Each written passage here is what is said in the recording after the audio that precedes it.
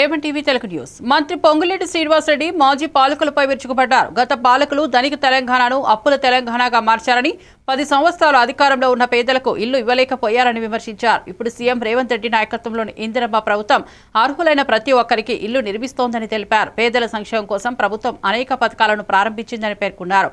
రేవంత్ సర్కార్ సంక్షేమమే తమ ప్రధానమని, పేదలకు ఇల్లు, రేషన్, విద్య, ఆరోగ్యం వంటి సౌకర్యాలు అందించేందుకు కృషి చేస్తోందన్నారు. తెలంగాణను అప్పుల బారి నుంచి బయటకు తీసుకు ఈ ప్రధాన ధ్యేయమని చెప్పారు. రెడ్డి గారు అనేక సంక్షేమ కార్యక్రమాలు పేదవాళ్ళకి ఇస్తున్నారు. ఇందాక మిత్రులు చెప్పినట్లు అది 200 యూనిట్లు ఉచిత కరెంటు కావచ్చు, సన్న బియ్యం కావచ్చు, ఆడబిడ్డలు ఎంత దూరం ప్రయాణం చేసినా ఉచిత ప్రయాణం ఆర్టీసీ బస్సులో కల్పించిన సంక్షేమం కావచ్చు, వైద్యానికి, విద్యకి ఈ ప్రభుత్వం వేసిన పెద్ద పీట కావచ్చు. అంతేకాదు ఆనాడు 10 సంవత్సరాల్లో పేదవాళ్లకి చిన్న కోరిక ఒక ఇల్లు కట్టుకోవాలనే కోరిక. ఆ కోరిక కాళేశ్వరం కడితే కమిషన్ వస్తుందని ఆశపడి పేదవాడి చిరకాల కోరిక, చిన్న కోరిక ఇల్లు కూడా కట్టించలేని ఆనాటి ప్రభుత్వ పరిస్థితి మనం ప్రత్యక్షంగా చూసాం. ఈనాడు ఏదైతే గౌరవ ముఖ్యమంత్రి రేవంత్ రెడ్డి గారి నాయకత్వంలోని మన ప్రభుత్వం సంక్షేమ కార్యక్రమాలతో పాటు పేదవారికి ఇచ్చిన హామీలో భాగంగా తప్పకుండా అర్హులైన ప్రతి పేదవాళ్ళకి ఇందిరమ్మ ఇల్లు ఇవ్వటమే కాకుండా ఆనాడు స్వర్గీయ జనార్దన్ రెడ్డి గారు ఈ ప్రాంతానికి ప్రాతినిధ్యం వహించినప్పుడు అనేక మంది పేదవాళ్ళకి ఇళ్ల స్థలం ఇచ్చారు. ఆనాడు ఇళ్ల స్థలాలు కూలగొట్టే పరిస్థితి ఉంటే ఈ ఇందిరమ్మ ప్రభుత్వంలో పేదోళ్లకు ఏవైతే మంచి ఎన్టీఆర్ జిల్లా జగ్గయ్యపేట నియోజకవర్గంలోని లింగాల మున్నేరు ప్రాంతంలో వరద ఉధృతి పెరుగుతున్న నేపథ్యంలో ఎమ్మెల్యే శ్రీరామ్ రాజగోపాల్, జిల్లా కలెక్టర్ లక్ష్మీషా, విజయవాడ సిపి స్వయంగా మున్నేరు బ్రిడ్జిపై పరిస్థితిని పరిశీలించారు. ఎగువ ప్రాంతాల నుండి భారీగా నీటి ప్రవాహం రావడంతో మున్నేరు వాగు ఉప్పొంగి బ్రిడ్జి మీదుగా వరద నీరు పారుతోంది. ఈ నేపథ్యంలో లోతట్టు ప్రాంత ప్రజలను ముందస్తు అప్రమత్తం చేస్తూ పునరావాస కేంద్రాలకు తరలించామని ఎమ్మెల్యే తెలిపారు. ప్రజల ప్రాణాలకు ఎలాంటి ముప్పు వాటిల్లకుండా చర్యలు తీసుకున్నామని చెప్పారు. రక్షణ బృందాలు, రెవెన్యూ, పోలీసు అధికారులు సమన్వయంతో పనిచేస్తున్నారని వివరించారు. వర్షపాతం కొనసాగుతున్నందున ప్రజలు అప్రమత్తంగా ఉండి అవసరమైతే తప్ప బయటకు రాకూడదని సూచించారు. తుఫాన్ ప్రభావం తగ్గే వరకు అధికారులు 24 గంటల్లో విధులు ఉన్నారని తెలిపారు.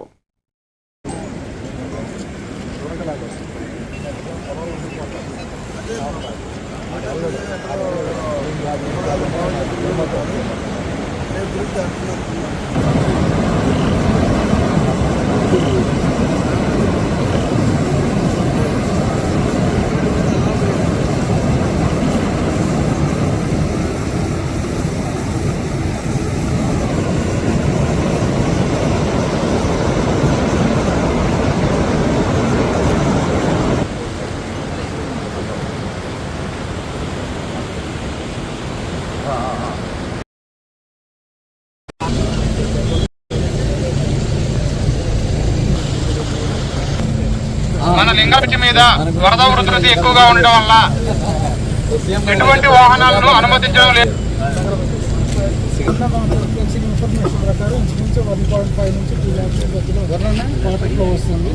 ఇప్పుడు మనకి 15,000 మాత్రం వచ్చింది. ఇంకా సుమారు 1 lakh పైన రావచ్చు. దానివల్ల దీని మీద ఇంకొక 1 అడుగు 2 అడుగుల వరకు అవుతుంది. ప్రస్తుతానికి అంతమంది మనం చేయగలిగింది. బట్ మనం కొద్ది నుంచి మన గ్రామ ప్రజలకు వాహన వినియోగం విజయవాడ సమీపంలోని గొల్లపూడి ప్రాంతంలో మొంతా తుఫాన్ ప్రభావంతో దెబ్బతిన్న పంట పొలాలను మాజీ మంత్రి, టీడీపీ రాష్ట్ర ప్రధాన కార్యదర్శి దేవినేని ఉమామహేశ్వరరావు పరిశీలించారు. రైతులతో మాట్లాడి పంటల నష్టం, ఆర్థిక ఇబ్బందులపై వివరాలు తెలుసుకున్నారు. ఈ సందర్భంగా ఆయన మాట్లాడుతూ ప్రభుత్వం వెంటనే స్పందించి నష్టపోయిన ప్రతి రైతుకు తగిన నష్టపరిహారం ఇవ్వాలని డిమాండ్ చేశారు. తుఫాన్ వల్ల కూరగాయలు, వరి, మిర్చి పంటలు తీవ్రంగా నష్టపోయాయని పేర్కొన్నారు. రైతుల సమస్యలను అర్థం చేసుకుని ప్రభుత్వం తక్షణ సాయం అందించాల్సిన అవసరం ఉందన్నారు. ప్రజా సమస్యల సమయంలో ప్రభుత్వం మౌనంగా ఉండటం ఆందోళనకరమని వ్యాఖ్యానించారు. ఉమామహేశ్వరరావు పర్యటనతో రైతుల్లో ధైర్యం నింపారు. పంటలు పునరుద్ధరించేందుకు అవసరమైన విత్తనాలు, ఎరువులు అందించాలని ఆయన అధికారులను కోరారు.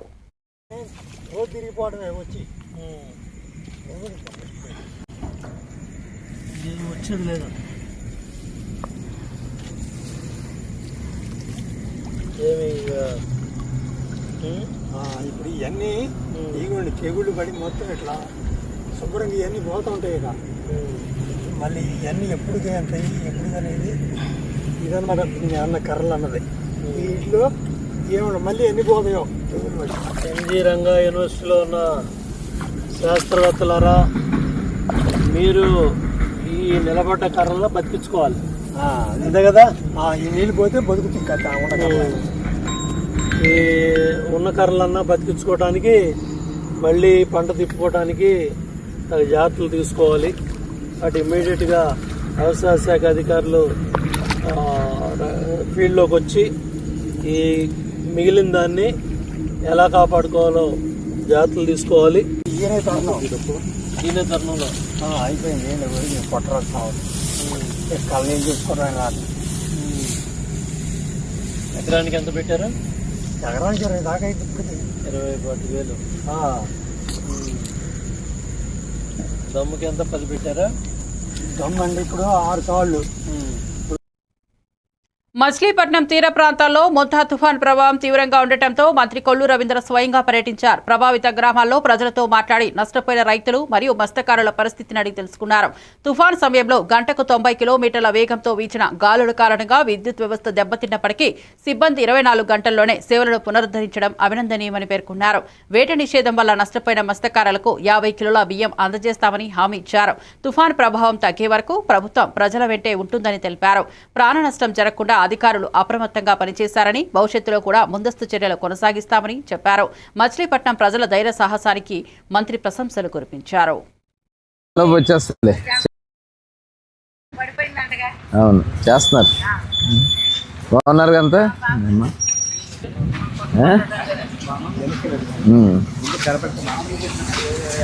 వెనకరా నువ్వు కూడా. ఎట్టున్నారు వర్షాలకి? ఇంకెక్కడి దాకా వెళ్దాం? పైదాకా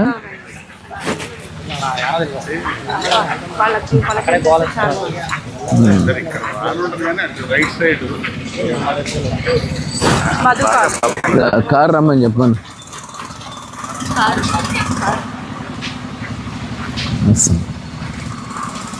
అమ్మా ఎలా ఉన్నారు?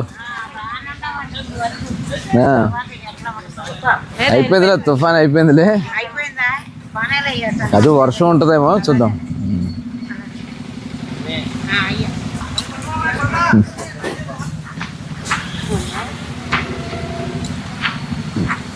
తుఫాను నిన్న రాత్రి తీరం దాటిన తర్వాత, ఆ తీరం దాటే సమయంలో మధ్యాహ్నం సుమారుగా 3:30-4 గంటల దగ్గర నుంచి విపరీతమైనటువంటి గాలులు, దాదాపు 80 నుంచి 90 కిలోమీటర్ల మధ్య కూడా మచిలీపట్నంలో గాలులు అయితే వీచినాయి. మరి ఆ గాలులకి పెద్ద ఎత్తున చెట్లన్నీ కూడా పడిపోయినాయి. మొంతా తుఫాను ప్రభావంతో పలు ప్రాంతాల్లో పంటలు దెబ్బతిన్న నేపథ్యంలో రైతులకు భరోసా ఇచ్చారు. మొక్కజొన్న పంటలను తక్కువ ధరలకు అమ్మకూడదని ప్రభుత్వం ఏర్పాటు చేసిన మార్కెట్ కేంద్రాల్లోనే గిట్టుబాటు ధరకు విక్రయించాలని రైతులను కోరారు. పంట నష్టాలతో బాధపడుతున్న రైతుల పరిస్థితిని స్వయంగా ముఖ్యమంత్రి చంద్రబాబు నాయుడుకు వివరించారని తెలిపారు. తుఫాను ప్రభావం తగ్గిన వెంటనే నష్టపోయిన ప్రతి రైతుకు న్యాయం జరుగుతుందని సీఎం హామీ ఇచ్చారని చెప్పారు. రాష్ట్ర ప్రభుత్వం రైతు బంధువులుగా అండగా నిలుస్తుందని అఖిలప్రియ పేర్కొన్నారు. ఇదే సమయంలో గాయత్రీనగర్లో మాజీ ఎమ్మెల్యే చేసిన విమర్శలు హాస్యాస్పదమని భూమా జగత్ విఖ్యాత్ రెడ్డి వ్యాఖ్యానించారు. ప్రజల కష్టాలను రాజకీయ లాభాలు ప్రభుత్వం రైతు పక్షపాత విధానాలకే కట్టుబడి ఉందన్నారు. అదేవిధంగా దీనికి తోడు మరి మున్నేరు పైనుంచి తెలంగాణ నుంచి కూడా పొంగి ఇటు వస్తుంది కాబట్టి డౌన్, దానికి కూడా తగిన జాగ్రత్తలు తీసుకోమని చెప్పి ఈరోజు మేము గతంలో మున్నేరు వల్ల ఎక్కడైతే ఏ ప్రాంతాలు అయితే నష్టపోయాయో అవన్నీ కూడా పర్యటిస్తున్నాం. కలెక్టర్ గారు, సిపి గారు కూడా వచ్చి అందరినీ అలర్ట్ చేస్తున్నారు. అధికారులు కూడా అందరూ కూడా అప్రమత్తం అయ్యారు. మేమందరం కూడా ఎక్స్పెక్ట్ చేస్తుంది 3 లక్షల క్యూసెక్ల వరకు మున్నేరు రావచ్చని. కాబట్టి మేము పదే పదే రైతులకు కానీ ప్రజలకు కానీ చెప్పేది తగిన జాగ్రత్తలు తీసుకోండి, దయచేసి బయటకు రాకండి. లోతట్టు ప్రాంతాలు అందరూ కూడా అక్కడ ఖాళీ చేసేసి శిబిరాలు ఏర్పాటు చేశారు, పునరావాస కేంద్రాలు. అక్కడికన్నా వెళ్ళండి, లేకపోతే మీ బంధువుల ఇంటికి వెళ్ళి ఈ 3-4 రోజులు తప్పకుండా తగిన జాగ్రత్తలు తీసుకోమని మేము పదే పదే చెప్తున్నాం. అదేవిధంగా ఎక్కడికక్కడ ట్రాఫిక్ మీద దృష్టి పెట్టాం, దాన్ని ఎక్కడ మళ్లించాలో. ఇక్కడ మనకి ఎప్పుడు మున్నేరు దగ్గర హైవే దగ్గర బాగా ప్రాబ్లం అవుద్ది. సిపి గారు, కలెక్టర్ గారు అక్కడ అది కూడా డిస్కస్ చేశారు, ఎటువైపు డైవర్ట్ చేయాలో. అదేవిధంగా మార్కెట్ యార్డ్ వెనకాల ప్లేస్ ఒక లేఅవుట్ ఉందండి, అది కూడా మొత్తం కూడా మునిగిపోద్ది. అక్కడ కూడా వెళ్ళి చెప్పాము. అక్కడ చాలామంది చెప్తున్నా కూడా స్పందించట్లేదు. మేము మళ్ళీ రిక్వెస్ట్ చేస్తున్నాం ఈ వీడియో ద్వారా, దయచేసి మీ బాగోగుల కోసమే మేము పదే పదే చెప్తున్నాము. గతంలో ఏ మాదిరిగా అయితే మునేరు వల్ల ఇబ్బంది పడ్డారో ఆ విధంగా బాధపడొద్దండి. లాస్ట్ మినిట్లో మీరు ఫోన్స్ చేసి బోట్స్ పంపించమన్నారు, తగిన టైంలో మాకు బోట్స్ దొరకవు, మీరు ఇబ్బంది పడతారు. అప్పుడు మాకు కూడా ఎలా ఏ ప్రాంతాలు అయితే ఇబ్బంది పడ్డాయో అవన్నీ కూడా పర్యటిస్తున్నాం. ఇప్పుడు తెలంగాణ నుంచి మళ్ళీ వరదలు వస్తున్నాయి కాబట్టి. హిందూపురంలో కల్తీ కల్లు తాగి 15 మంది ప్రాణాలపై బారిపడిన ఘటన కలకలం రేపింది. ఇటీవల రాష్ట్ర వ్యాప్తంగా నకిలీ మద్యం వల్ల మరణాలు సంభవిస్తున్న తరుణంలో హిందూపురంలో ఈ సంఘటన ప్రజలను ఆందోళనకు గురిచేసింది. స్థానికంగా తయారు చేసిన కల్తీ కల్లు తాగిన వారిలో పలువురికి వాంతులు, తలనొప్పి, మూర్ఛ వంటి తీవ్ర లక్షణాలు కనిపించాయి. వెంటనే బాధితులను ప్రభుత్వ ఆసుపత్రికి తరలించగా కొందరి పరిస్థితి విషమంగా ఉందని వైద్యులు తెలిపారు. ప్రజల ప్రాణాలతో ఇలా ఆటపై మాజీ సీఎం చంద్రబాబు నాయుడు పాలనలో నకిలీ మద్యం, కల్తీ కల్లు ఉత్పత్తులు పెరగడం దారుణమని విమర్శలు వెల్లువెత్తాయి. ప్రజల ఆరోగ్యం ప్రమాదంలో పడకుండా వెంటనే చర్యలు తీసుకోవాలని డిమాండ్ చేశారు. రాష్ట్ర వ్యాప్తంగా కల్తీ మద్యం తయారీదారులపై కఠిన చర్యలు చేపట్టాలని పోలీసు విభాగం సిద్ధమైంది.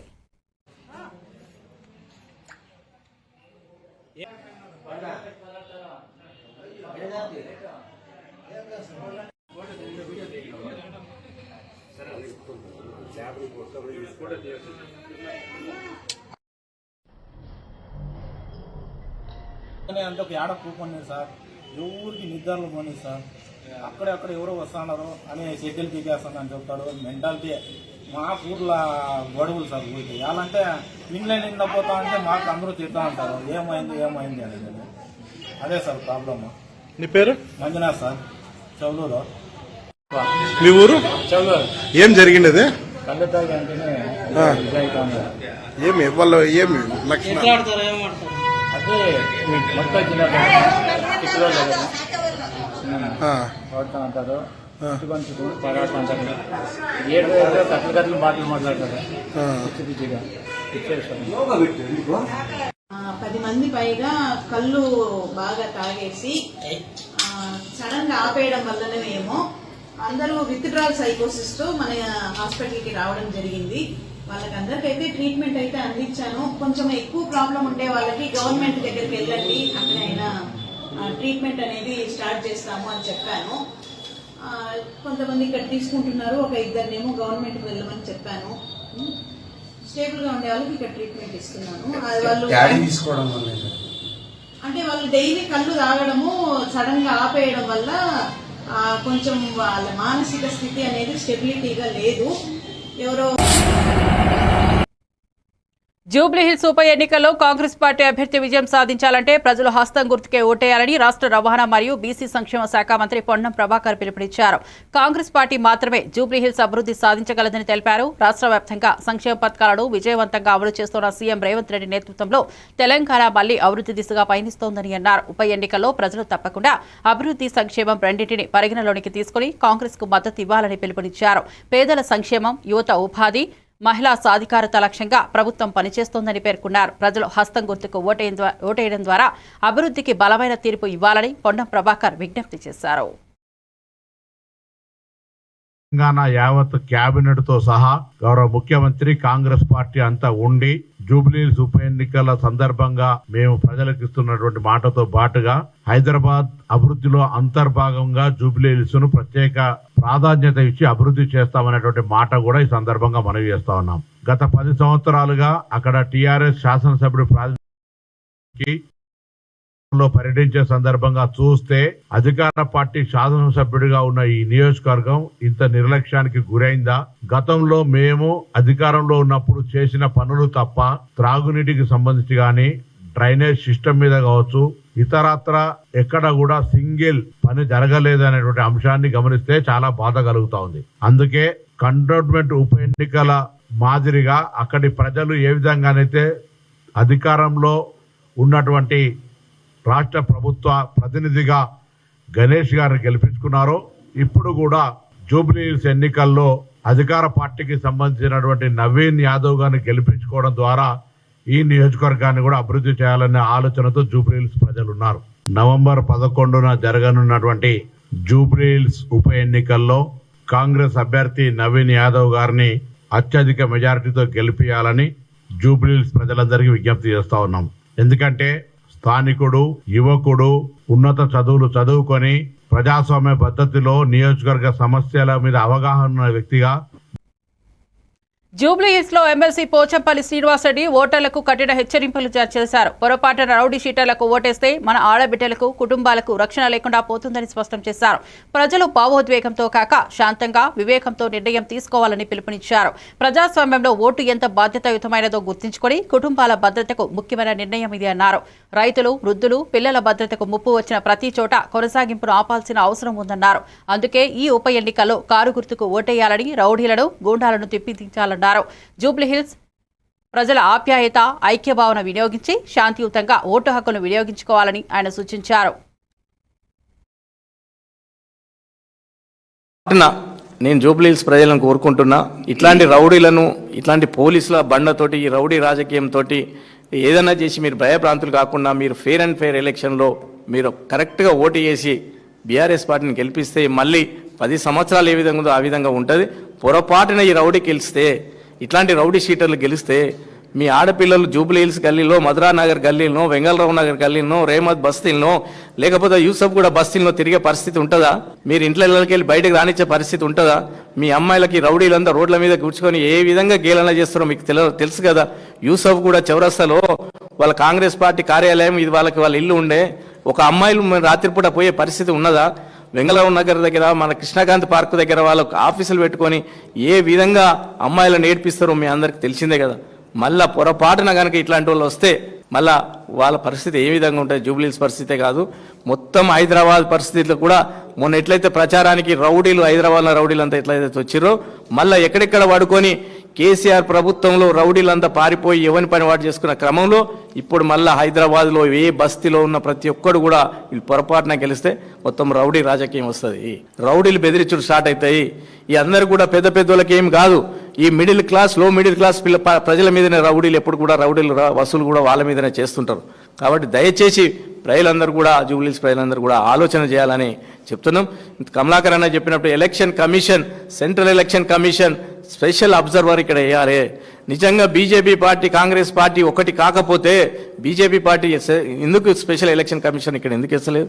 మరి అధికారంలో కేసీఆర్ గారు అధికారంలో ఉన్నప్పుడు నాగార్జున సాగర్లో ఎలక్షన్లో స్పెషల్ అబ్జర్వర్ని వేయించారు కదా. మునుగోడప్పుడు ఎలక్షన్లో స్పెషల్ ఆఫీసర్ని వేయించారు కదా. మరి హుజూర్ నగర్లో ఎలక్షన్ వచ్చినప్పుడు స్పెషల్ ఆఫీసర్ని వేయించారు కదా. మరి ఎందుకో ఇప్పుడు బీజేపీ వాళ్ళు డిమాండ్ చేసి స్పెషల్ ఆఫీసర్ని వేయిస్తలేరు? అంటే మీరు కుమ్మక్కయ్యారా?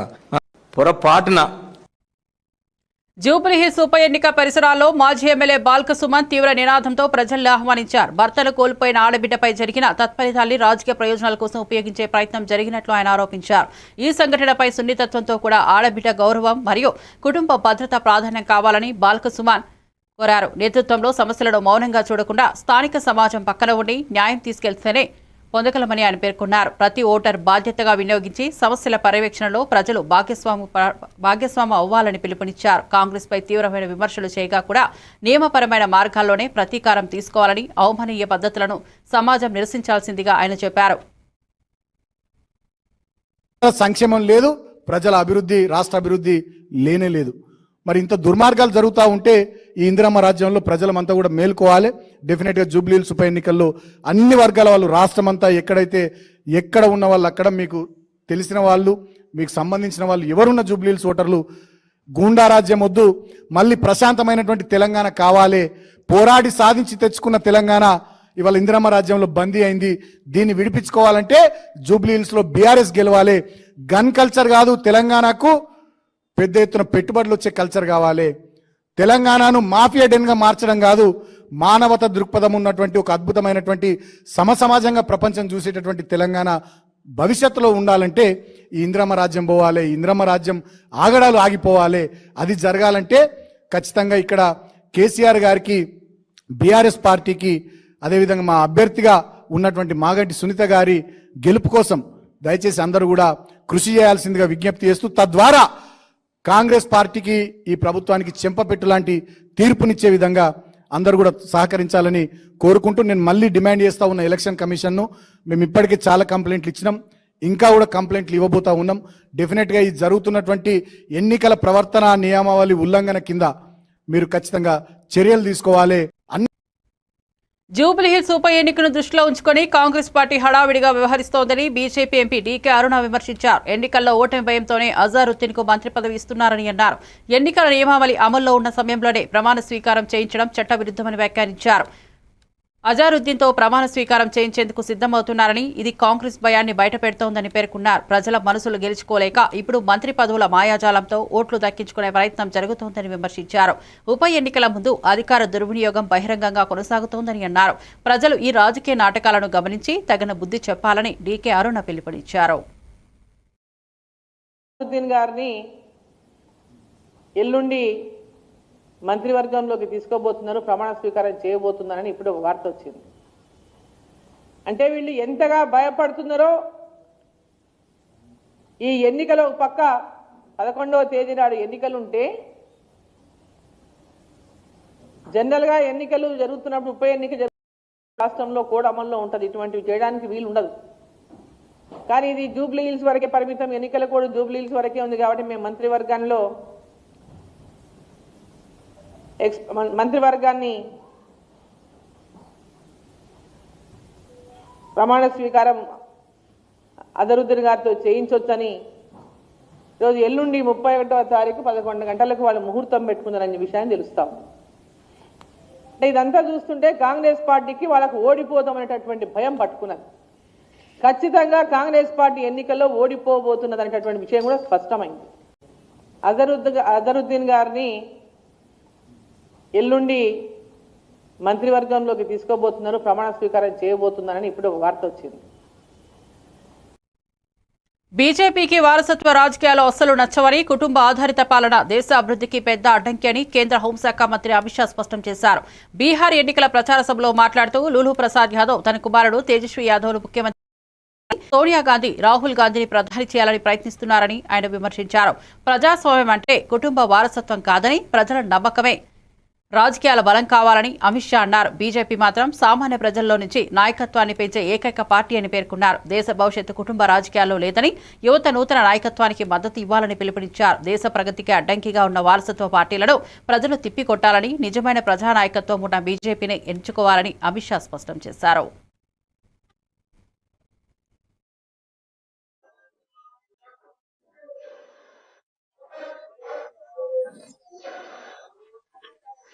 पूरे बिहार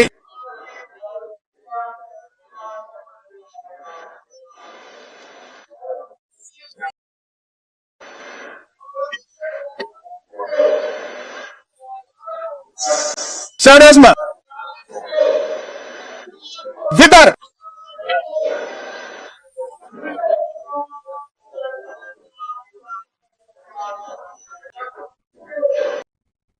మరిన్ని అప్డేట్స్ కోసం చూస్తూనే ఉండండి A1 టీవీ తెలుగు న్యూస్.